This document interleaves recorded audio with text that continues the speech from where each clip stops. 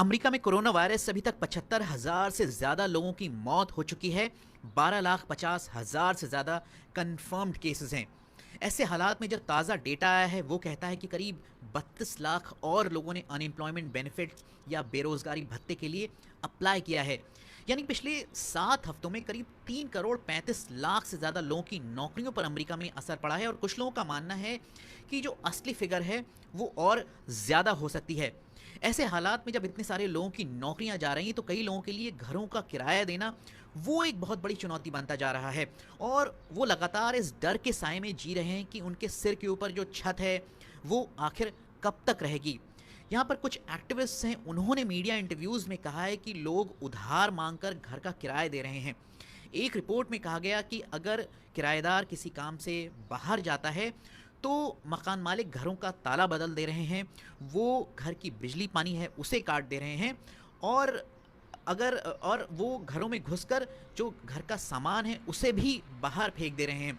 और ये जो एक्टिविस्ट हैं, कुछ एक्टिविस्ट हैं, उनका कहना है कि मकान मालिक को अगर कोई शिकायत है तो वो उन्हें चाहिए कि वो अदालत जाएं, लेकिन आज के हालात में कई अदालतें हैं वो किराएदार को घर से निकालने के लिए जो ऑर्डर है उसे प्रोसेस नहीं कर रही हैं। यहाँ पर एक मुहिम भी चल रही है कि कम से कम 4 महीने तक किराया न दिया जाए। कई लोग किराए देने से मना कर रहे हैं। यहाँ पर रेंट स्ट्राइक की भी बात की जा रही है और कई लोग हैं वो हैशटैग कैंसिल रेंट के नाम पर या फिर लिखकर सोशल मीडिया पर अपनी बात कह रहे हैं। यहाँ पर कुछ राज्य हैं, उन्होंने कहा है कि अगर लोग किराया नहीं दे पा रहे हैं तो उन्हें घरों से नहीं निकाला जा सकता। न्यूयॉर्क के गवर्नर हैं एंड्रू क्यूमो, उन्होंने कहा है कि 20 अगस्त तक लोगों को अगर वो घरों का किराया नहीं दे पा रहे हैं तो उन्हें नहीं निकाला जा सकता। लेकिन इससे जो चिंता है, फ़िक्र है, वो ख़त्म नहीं हो रही है और जो किराएदार हैं वो सवाल पूछ रहे हैं कि जिस पीरियड के लिए ये बात कही गई है, गवर्नर्स ने की है, उसके बाद क्या होगा? क्या उन्हें लेट फ़ीस देनी पड़ेगी? क्या उन्हें अदालतों में घसीटा जाएगा? और आज के हालात में जब नौकरियां जा रही हैं, लोगों को तनख्वाह नहीं मिल रही है, तो वो घर का किराया उस पीरियड के बाद वो कैसे देंगे? यहाँ पर जो लैंडलॉर्ड्स हैं, मकान मालिक हैं, उनको लेकर भी सवाल उठ रहे हैं कि अगर उन्हें घर का किराया नहीं मिलेगा और मान लीजिए उन्हें अगर ऋण जो उन्होंने लोन लिए हैं बैंक से या फिर फाइनेंशियल इंस्टीट्यूशन से, उसे वो वापस कैसे करेंगे?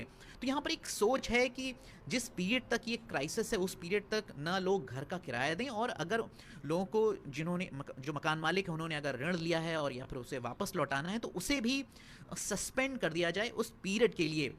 यहाँ पर जो 2.2 ट्रिलियन डॉलर्स का जो फाइनेंशियल पैकेज कांग्रेस ने पास किया था उसमें जो किराएदार हैं उनके लिए कुछ मदद की बात की गई थी, लेकिन जो एक्टिविस्ट हैं उनका कहना है कि ये समस्या इतनी बड़ी है कि इस बारे में बहुत कुछ और किए जाने की ज़रूरत है।